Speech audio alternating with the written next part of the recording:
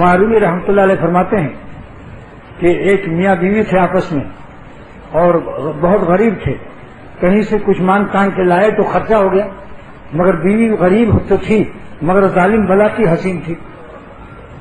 تو بیوی نے کہا آپ گھبرائیے نہیں، میں بہت بڑا مال کما کے لاتی ہوں. وہ عدالت میں گئی اور قاضی صاحب کو قلو پترا اور کاجل لگا کر گئی، اور جب قاضی ادھر دیکھتا تھا کہ کوئی کیس لائی ہے تو زبردست کجلائی آنکھوں سے زور سے مارتی تھی قاضی کو پھنسانے کے لیے، اور اس کو پتہ چل گیا تھا کہ یہ قاضی نالائق ہے. نالائقی کے اعمال میں مبتلا کرنا اس کو آسان ہے.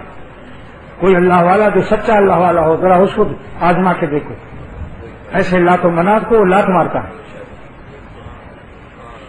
ہمیشہ الو بین الاقوامی وہی مٹی پر فدا ہو کر خدا تعالیٰ کو ناراض اور غضب خریدتے ہیں اللہ کی.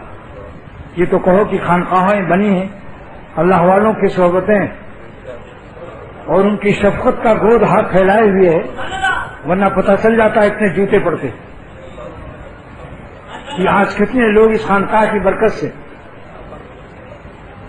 تائب ہو گئے. قاضی نے دیکھا کہ یہ عورت تو اس کو پھنسانا درکنار ہے تو مجھے الٹا خود پھنسا رہی ہے. بعض معشوق ہر زمانے میں ایسے ہوتے ہیں کہ جن کو ڈھونڈنا نہیں پڑتا وہ خود ڈھونڈ لیتے ہیں اس بدماشی کے لیے، اپنی خباثت کے لیے.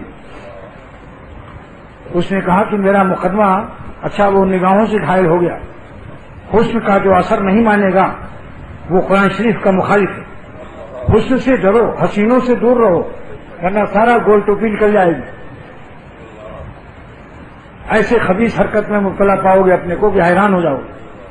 حسینوں سے ڈرو کیونکہ اللہ تعالیٰ نے سورہ یوسف میں فرمایا کہ حضرت یوسف علیہ السلام جب نکلے تو جن مصر کی عورتوں کے پاس چاقو تھے اور لیمو تھا، اور مصر کی بادشاہ باقی بیوی نے کہا تھا کہ جب یوسف علیہ السلام کو دیکھنا تو اپنے چاقو سے اپنے ہاتھ کے لیمو کاٹ لینا، مگر بجائے لیمو کی انگلیاں کاٹ دی.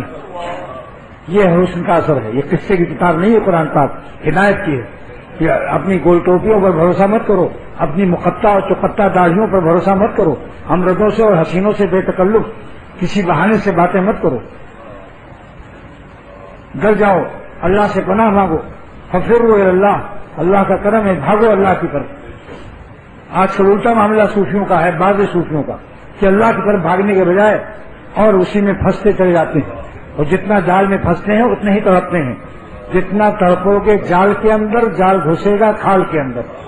پھر یاد کر لو، جتنا تڑپو گے جال کے اندر، جال گھسے گا کھال کے اندر، اور نیند حرام ہو جائے گی.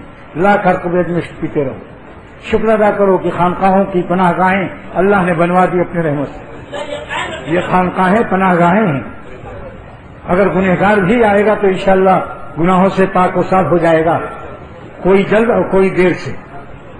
اپنی اپنی ہمت عالیہ ہے، اپنی اپنی ہمت کی بلندیاں ہیں. بعض ہمت چور ہیں وہ ذرا دیر سے پاک ہوتے ہیں، اور جس نے امین و عن 100% اپنی ہمت کو استعمال کر لیا وہ جلد سے جلد ولی اللہ ہو گئے. جنہوں نے سوچا کچھ حرام مزہ بھی لیتے رہو، یہ ہمت چوروں کا راستہ دیر سے طے ہوتا ہے. تو اس قاضی نے کہا کہ یہ ٹھہرو، تمہارا مقدمہ بعد میں دیکھیں گے جب عدالت خالی ہو جائے گی. پھنس گیا وہ. کہا بڑی بھی ذرا صبر کرو، تمہارا کیس سیریس معلوم ہوتا ہے، تمہارے چہرے سے آنکھوں سے تمہارا کیس سیریس معلوم ہوتا ہے، اور میں اسیر ہو چکا ہوں. اس کا تو مطلب ہی یہی تھا. جب سب چلے گئے، عدالت خالی ہو گئی، تب اس حسین خاتون کو بلایا اور کہا بھائی تمہارا کیس جو ہے کیا ہے؟ ان کا میرا شوہر مجھے بہت ستاتا ہے، میرے تمام حقوق، کسی قسم کے حقوق کو ادا نہیں کرتا، روٹی کپڑا مکان کے علاوہ بھی کوئی حق ادا نہیں کرتا. 3 حق تو سب جانتے ہیں، 4تھا حق بھی سب جانتے ہیں. قاضی میں نگاہ کی لعنت سے جو نظر کی حفاظت نہیں کرتا وہ لعنتی فعل سے بچ نہیں سکتا. اس لیے سرور عالم صلی اللہ تعالی وسلم نے ارشاد فرمایا کہ اے اللہ اس خبیث پر لعنت فرما جو نظر کی حفاظت نہیں کرتا. تو نبی کی دعا بدعا یہ رد ہو جائے گی. جتنے لوگ کسی ملعون فعل میں مبتلا ہوئے ہیں، واللہ میں کہتا ہوں کہ پہلے ان کی نظر خراب ہوئی، پھر دل خراب ہوا، پھر تو ان سے فعل خبیث صادر ہوا۔ تو اب دیکھیے شیطان اس کو پھسلا رہا ہے۔ اس نے اس عورت سے نامحرم سے کہا کہ چونکہ تمہارا کیس سیریس ہے اور تمہارا شوہر تم کو ستا رہا ہے، تو اس نے سوچا جب شوہر ستا رہا ہے تو اور فیلڈ یہ ہموار ہے اور فیلڈ مارشل کے داؤں اس پر جلدی چل جائیں گے۔ شیطان کا فیلڈ مارشل، شیطانی فیلڈ مارشل، لہذا تمہارے قضیے زمین برسر زمین، زمین کا فیصلہ زمین پر جا کے کیا جاتا ہے، تمہارا فیصلہ تمہارے مکان پر چل کے کروں گا۔ بولو کب آؤں؟ تمہارے مکان پر کس وقت آؤں؟ تو اس نے کہا کہ آپ 10 بجے رات کو آئیے، میرا قضیہ فیصلہ چکائیے۔ اس نے اپنے شوہر سے کہا، شوہر سے ملی ہوئی تھی، نورا کشتی تھی، یہ نورا کشتی۔ اس نے کہا ایسا مال پھنساؤں گی کہ بس تم بھی 3 4 سال 5 سال کھاؤ گے، کم سے کم جب تک حکومت کا الیکشن نہیں ہوتا، 5 سال تک 5 سالہ روزی لاؤں گی۔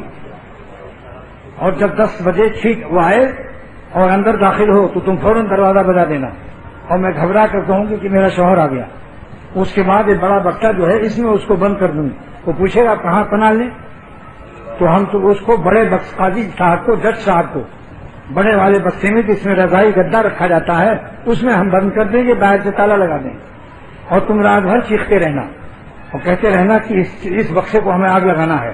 اب یہ دونوں میں میٹنگ، کارنر میٹنگ ہو رہی ہے کہ تم چیختے رہنا رات بھر کہ خدا کی قسم اسی بڑے بکسے کی وجہ سے مجھے لوگ زکات نہیں دے رہے ہیں، مجھ کو مالدار سمجھتے ہیں، صاحب نصاب سمجھتے ہیں، اس لیے میں اس بکسے کو کل چوراہے پر لے جا کر، اکیلے اٹھے گا بھی نہیں، 2 کلی لاؤں گا اور شہر کے چوراہے پر اس بکسے میں آگ لگا دوں گا اور مٹی کا تیل اپنے ساتھ لے جاؤں گا۔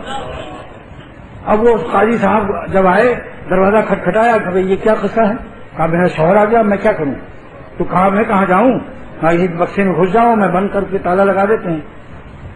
اس کا خیال بھی نہیں جائے گا کہ اس میں قاضی صاحب ہیں، کھانسنا وانسنا مت، کھانسنا مت، یہ ہے کھانسنا۔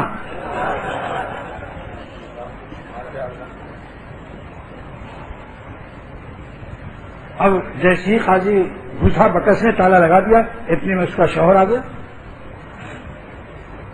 اور اس نے اپنی بیوی سے لڑائی شروع کر دی کہ ہمارے گھر سے غریبی نہیں جا رہی، اب تو کوئی ہمیں زکات خیرات صدقہ دیتا ہی نہیں، قربانی کی کھال بھی نہیں دیتا، کیونکہ کہتے ہیں تمہارے ہاں ایک بڑا بکسا ہے، اس میں تو مال ہی مال ہے۔ اس بڑے بکسے سے بدگمانی ہو گئی ہے لوگوں کو،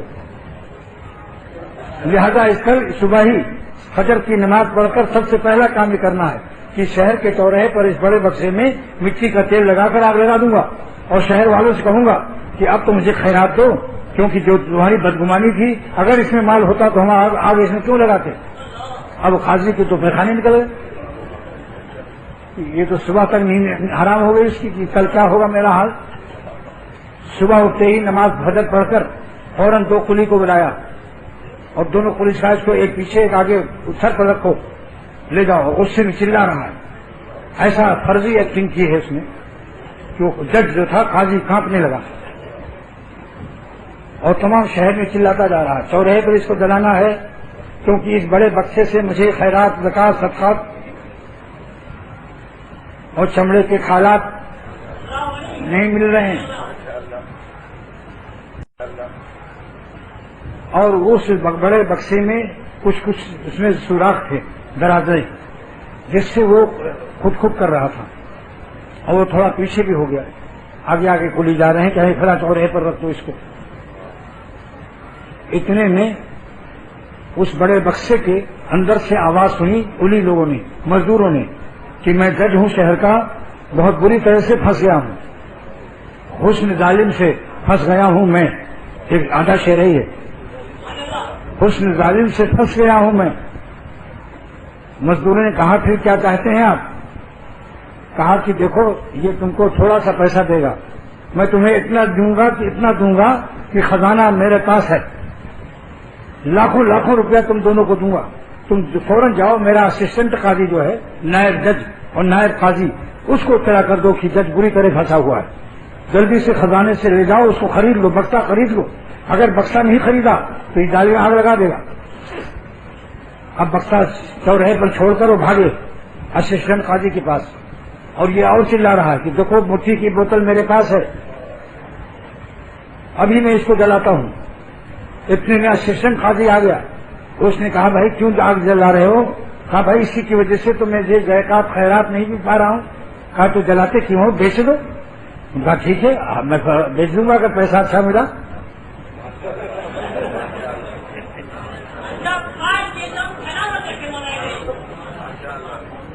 تو اس نے کہا کیا مارکیٹ ریٹ سے نہیں دو گے؟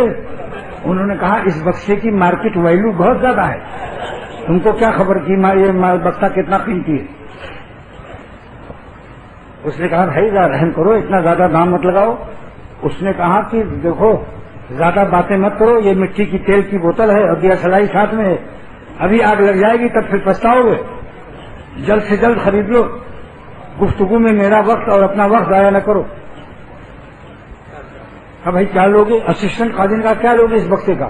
وہ تو جانتا تھا اس بکسے میں قاضی چھپا ہوا، بکسے کی قیمت تھوڑی مانگ رہا تھا، وہ محفل بکسے کی ساتھ مانگ رہا تھا، بکسا میں محفل بکسا سے۔ اس نے کہا کہ اس کی قیمت 3 لاکھ ہے، اس زمانے کا سکہ جو کہ ہم چھوٹا دل میں 10-20 سال کھائیں گے خوب۔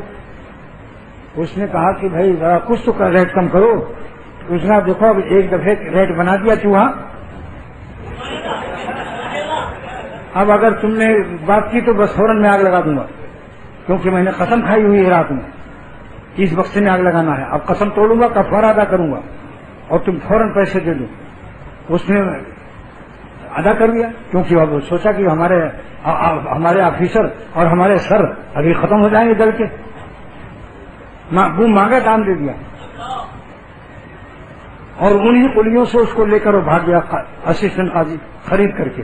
اور جب ان کے قاضی صاحب کے مکان میں ان کو داخل کیا اور وہیں بکسا کھول دیا تالا، اور وہاں کوئی نہیں تھا۔ جب جج صاحب اس بکسے سے نکلے، تالا کھولا گیا تو انہوں نے کہا جلدی پانی لاؤ۔ سب دھو دھا کے کپڑا بدل کر اور جلدی سے 10 رکعت 12 رکعت توبہ پڑھی، اور ہر 2 رکعت کے بعد رونا شروع کر دیا کہ اللہ رحم کرو، کبھی ایسی حماقت نہیں کروں گا، کسی حسین پر بدنظری نہیں کروں گا، اس لعنتی فعل نے ہم کو کہاں سے کہاں رسوا کر دیا۔ تو مولانا رومی رحمۃ اللہ علیہ فرماتے ہیں کہ 10 سال تک ان لوگوں نے اس پیسے سے کھایا۔ 10 سال کے بعد پھر وہ عورت وہیں عدالت میں آئی قاضی صاحب کی، اور پھر وہی کاجل لگایا مارکے والا، اور جب اس نے آنکھ مارا تو ان کا خبیث کہیں کی ہم یہاں سے نالائق، ایک دفعہ تو مجھے پھنسا دیا، پھر دوبارہ آئی، اس کو کہا پولیس والوں سے دھکے دے کر اس کو نکالو۔ یہ قصہ ختم ہونے کے بعد مولانا رومی رحمۃ اللہ علیہ فرماتے ہیں کہ جلدی سے اپنے نفس کی تمام بدماشیوں سمیت کسی اللہ والے سے بک جاؤ، اپنا بکسا فروخت کر لو، جلدی کرو، دیر نہ کرو ورنہ آگ لگا دے گا شیطان، ایسے فعل خبیث میں مبتلا کر دے گا کہ تمہیں آگ لگا دے گا۔ لہذا بیعت کرنے میں اللہ والوں سے دیری مت کرو، کیونکہ وہ بکسا بھی جب بک گیا ہے تب نجات ملا ہے قاضی صاحب کو، اور بیعت مانے بیچنے کے ہیں۔ تم بھی کسی اللہ والے کے ہاتھ بیعت کر لو تو تمہارے عیب اور تمہاری رسوائی اور آگ جلنے کے تمام خطرات اور جہنم کی آگ سے بھی اللہ تعالیٰ کی رحمت سے انشاءاللہ تعالیٰ تم کو نجات مل جائے گی۔ لہذا بیعت کرنے میں دیر مت کرو۔ وہ بکسا اگر بیعت نہ ہوتا، بکتا نہیں، اگر فروخت نہ ہوتا تو پھر کیا حال ہوتا اس کا؟ نہ بکسا رہتا نہ اس کے اندر والا رہتا۔ بتاؤ یہ قصہ کبھی سنا تھا؟ نئے جام مینا عطا ہو رہے ہیں، وہ خزانے میرے سینے کے اندر ہیں الحمدللہ۔ یہ قصہ میری اور بات شاید بھول جائے، مگر محمود غزنوی والا قصہ بادشاہ والا اور آج یہ قاضی صاحب کا شاید ہی کوئی بھولے گا، اور آپ سے بھر بلکہ رات میں جب چادر اوڑھ کے لیٹو گے تو بھی ہنسو گے، یار قاضی اچھا پھنسا تھا، کہیں میں بھی نہ پھنس جاؤں۔ آپ میرے نوجوانوں کو اس سے ہدایت ملے گی کہ ٹیٹیوں کے چکر میں مت آؤ، عاشق مولا بن جاؤ تو تمہارے جوتے جوانی سے اٹھائے جائیں گے۔ یہ جوان بچہ اللہ والا جا رہا ہے، اس کے جوتے اٹھا لو، یہ معمولی جوانی نہیں ہے، اس کی جوانی اتنی قیمتی ہے کہ مولا تعالیٰ پر، خدا تعالیٰ پر فدا ہوئی ہے، تم سے دعائیں لوگ لیں گے، اور ٹیٹیوں کے چکر میں جاؤ گے تو یاد رکھو جوتے تمہارے اٹھائے نہیں جائیں گے، تمہارے سر پر مارنے کے لیے اٹھائے جائیں گے۔